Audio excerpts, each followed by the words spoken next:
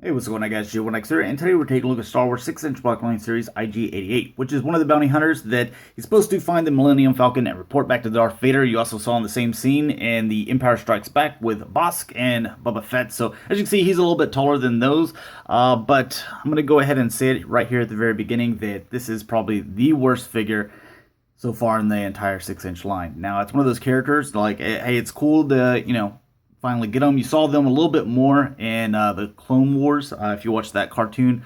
But as far as a figure, like he just sits there. I don't have him in any type of cool pose, no stance or anything like that. He does have some articulation, but it's just not that fun of a figure. And there's also some points on him that I think might break over time. So I wanted to make sure I cover those with you.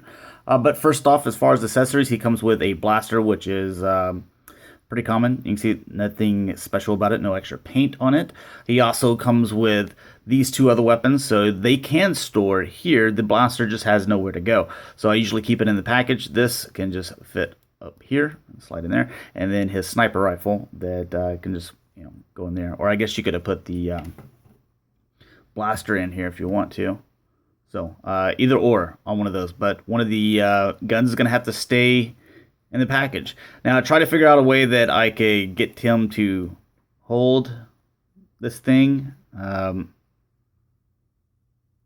even like turning it this way. If this will just kind of set in there, it'll fall out. Let's see if this one can set in there. Well, I guess that's about as good as you can get it. Oh, well, it fell out too.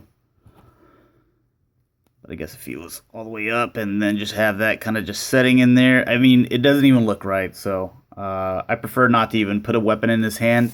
We'll just kind of move those to the side. It does get this cool little, I forget what it's called, but let's just go with belt thing that goes around him. It's got some nice paint to it. It's got a nice little buckle there.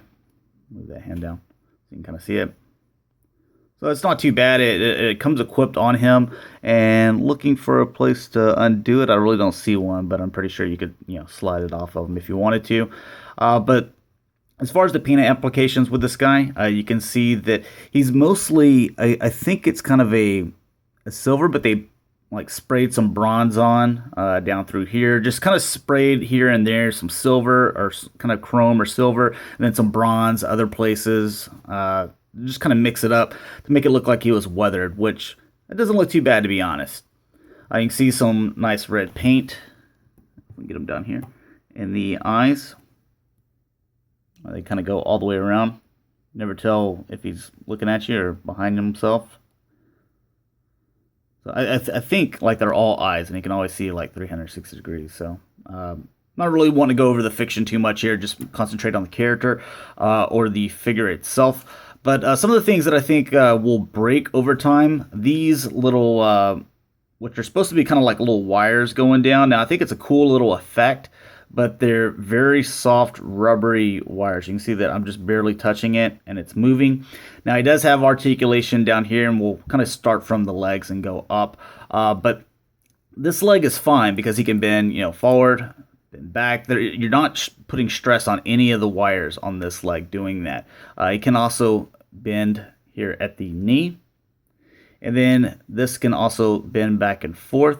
He can rotate up here, so you can see that rotating, and then he can also rotate down here as well. So that's all the articulation in the legs. I'm just showing on this one because on his left leg, if you come forward, not too big of a deal, but once you start coming back, you see how that starts to pull on this. It's stretching it out, and I think over time you can see that now it's kind of just me doing it a few times. It's kind of warped it and not made it straight like it was when it originally came out of package. The other thing is whenever you come back with a knee, you can see that again it's pulling on this because it's connected in there. And I'm just afraid that eventually it's going to tear apart here, tear apart here, or it'll be so stretched out to where it's all, I forget what the word I'm looking for, but yeah, it's just stretched out, and it's going to look silly on him. So on the left leg, I wouldn't recommend bending back or even with the knee, just because you're going to mess up this, probably going to end up tearing up your figure. So just something to kind of be aware of. Luckily, I didn't do it on mine.